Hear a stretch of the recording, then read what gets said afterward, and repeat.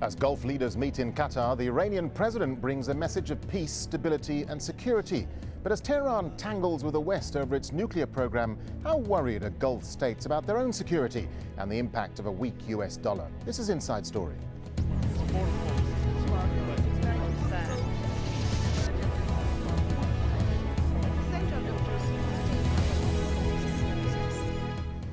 Hello, I'm Darren Jordan. Well, Iran's president has told a summit of Gulf leaders he wants joint security and economic pacts with them. Ahmadinejad was addressing the annual summit of the Gulf Cooperation Council in Qatar, the first time an Iranian leader has done so. He said the pacts would promote peace and prosperity. The invite came amid rising tensions among Gulf neighbors over Iran's nuclear program. Some of the 6 GCC states also have maritime disputes with Iran.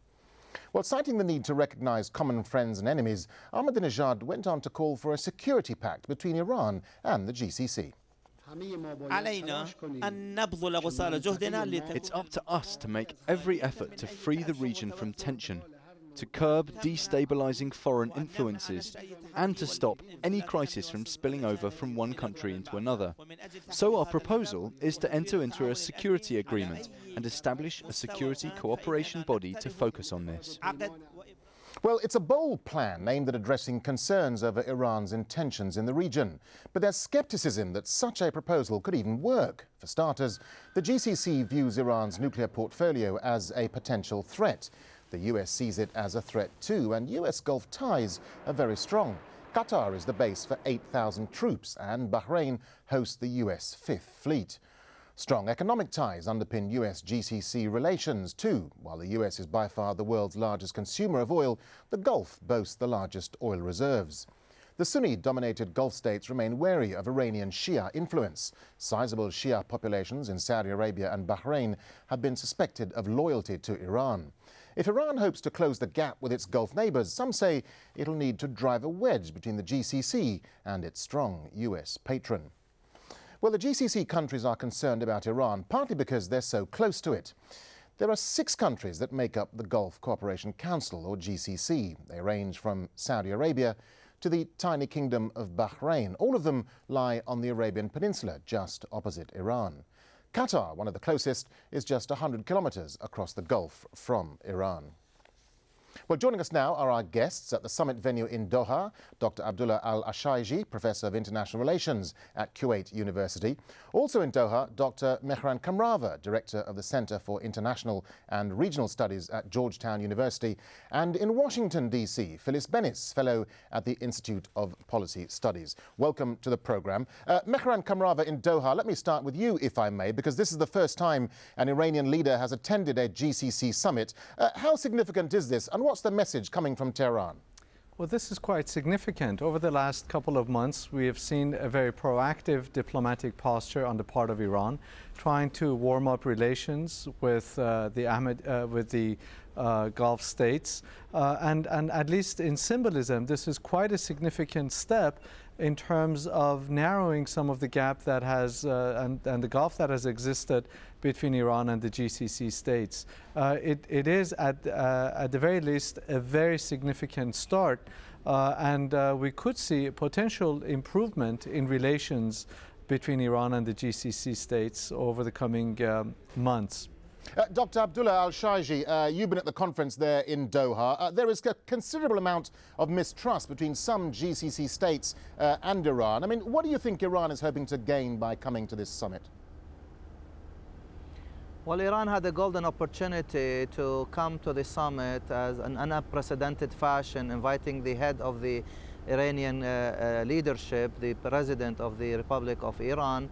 And it was hoped when he was invited that to come to the summit, to have a golden opportunity to join and meet with the 6 leaders. That is not a normal thing to happen on a regular basis. I don't remember when was the last time all the heads of the 6 GCC countries met together without deputies of 1 or 2 of them present in the meeting. And the feeling that I've got from some of the delegations and some of the press corps is that of a major letdown.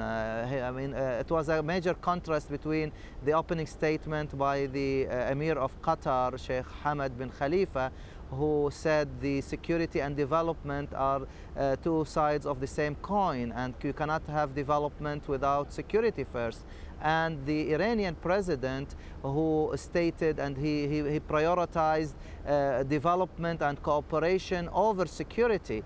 Ahmadinejad failed to address the core issues, the bread and butter issues that are making this region so tense that it could break. And that is, it's his nuclear program, the transparency in the nuclear program, allay the fears environmentally and security-wise of that nuclear program, and to discuss other issues of relevance to us. He didn't even mention the issue that was contested by the president of UAE when he declared a couple of days ago in the National Day of UAE about the island, the occupied 3 islands by the Iranians since 1971 under the Shah.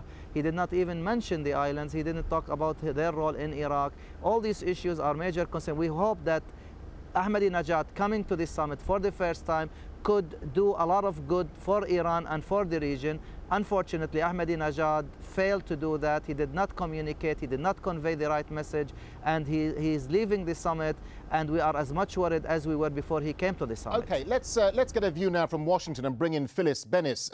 Phyllis Bennis, Washington has some very strong allies within the Gulf region. I mean, how is the administration there viewing this engagement between Tehran and the Gulf states, do you think?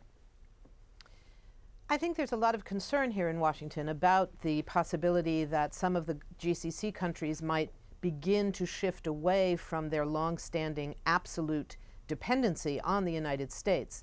I think that one of the things that is worrying Washington is the understanding that what they tried to do in Annapolis may not be working. Annapolis was essentially a bone that the U.S. was giving to Arab governments, including the GCC, to give to their people as a way of ensuring continuing Arab governmental support for the U.S. escalation against Iran. I have no doubt that the governments in the Gulf and elsewhere in the region would love to be on board this U.S. crusade, if you will, against Iran.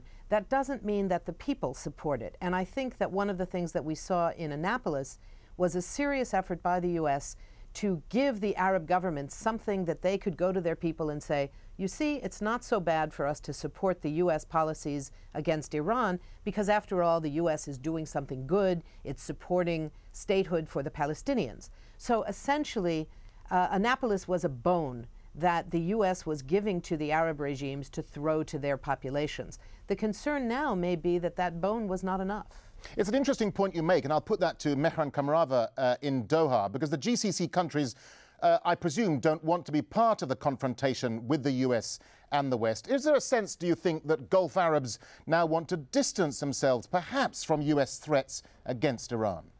That is definitely part of it. The Iranians have been quite blunt. The Iranian military command has been quite blunt that any attack on Iran would be met with not only stiff resistance inside the theater of conflict, but also would be spread to neighboring countries. And of course, the Iranians have been quite vocal about this. So I think the GCC leaders are quite mindful of the fact that tensions could seriously destabilize what in places like Saudi Arabia, Bahrain, and elsewhere could be quite shaky bases of legitimacy. I want to go back to a point raised by my distinguished colleague at Kuwait University. These summits are not necessarily a place for major policy shifts and major policy announcements.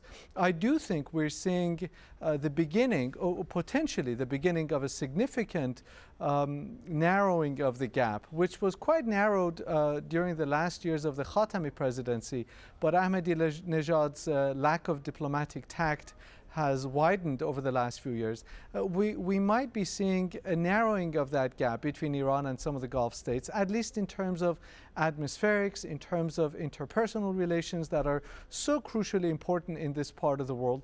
And it could be a significant start. Is this the beginning of a major tectonic shift between the regional alignment? I doubt it. I think the Gulf leaders quite astutely decided that they needed to narrow the gap between themselves and Iran. Okay, let's move on from Iran for just a second and bring in back Dr. Abdullah Al-Shaiji, because how high is the Palestinian issue on the agenda, given the recent Middle East conference in Annapolis? I mean, is there a drive to get a united Arab response, perhaps? Well, I think the Annapolis summit did not come out as it was hoped it would. I mean, our guest, distinguished guest from Washington, Phyllis Bennis, said it was a bone that the Americans are throwing to the Arab leaders to show their people that siding with the Americans have rewards or have potential gains. I don't think that's the mood in this part of the world. I mean, even before the ink was dry on whatever came out from Annapolis, Olmert stated it very clearly. Nothing's going to come out of the 2008 year. The whole year is going to be just negotiation. So there is not much to write home about as an outcome of the Annapolis summit regarding the Arab masses and the Arab streets. And even some of the Gulf and 16 Arab countries went. Some of them feel embarrassed that we showed up in Annapolis, and at the end of the day, there is very little to show that we have gained something out of it. So I think the GCC countries that went to the Annapolis summit, now I think in the final communique there will be a point pointing to the fact that the GCC will support the Middle East peace process, will support a Palestinian country for the Palestinian people on the basis of the international resolutions and United Nations Security Council resolutions, in addition to the roadmap, in addition also to the Arab initiative that the Arabs have put on the table for the Israelis to accept full recognition of Israel in return for withdrawal to the 1967 borders. So that's the ceiling that the Arabs were looking at. Now the Iranians have been very vocal about the Annapolis summit, that they think it's a failure. They think that the Arabs should not have gone there, and they don't think that the Palestinians were well representing the Palestinian people, because Hamas was not involved in that process. So I think we are here in this summit, we're gonna hear a lot of talk about this supporting the Middle East peace process through the Annapolis summit, but at the end of the day there is very little to show that there is gains or there is some kind of bargaining chip to be used at this stage to show that our support for the Annapolis has a good reward for the Palestinians or for the Arab people. Especially 60 Palestinians have been killed since the summit took place last week. Okay, I wanted to bring in back Phyllis Bennis in Washington before we go to the break and just move the argument on to the war in Iraq. I mean, it's been ongoing now for 4 years. I mean, how much could this destabilize the region? I mean, how worried will GCC leaders be if there is no end in sight, certainly in the short term? If they're not worried, they're not paying attention.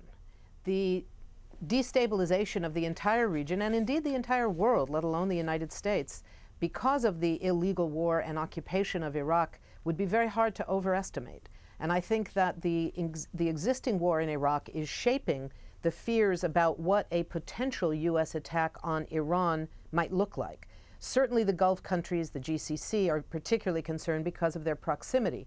But the question of expansion of this war, I think this is clearly what President Ahmadinejad was referring to when he spoke about the need not to allow instability in one country to spread over the borders. The Iraq war itself has already destabilized the region. The existence of more than 2 million Iraqi refugees that are seeking refuge in places like Syria and Jordan, as well as another 2 million that are still internally displaced but could spill out over the borders if things continue to deteriorate, is having a massive and very deleterious impact on the region as a whole.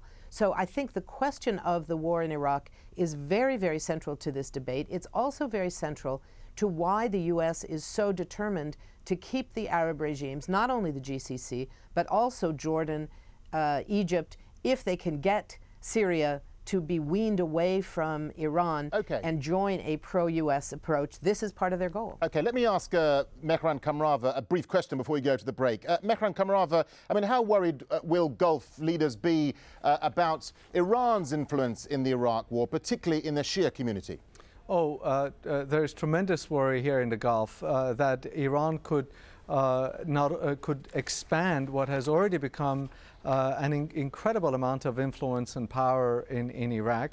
Iran has ambitions of being a regional superpower, and the last thing the Arab states of the region want is an ally of Tehran in Baghdad.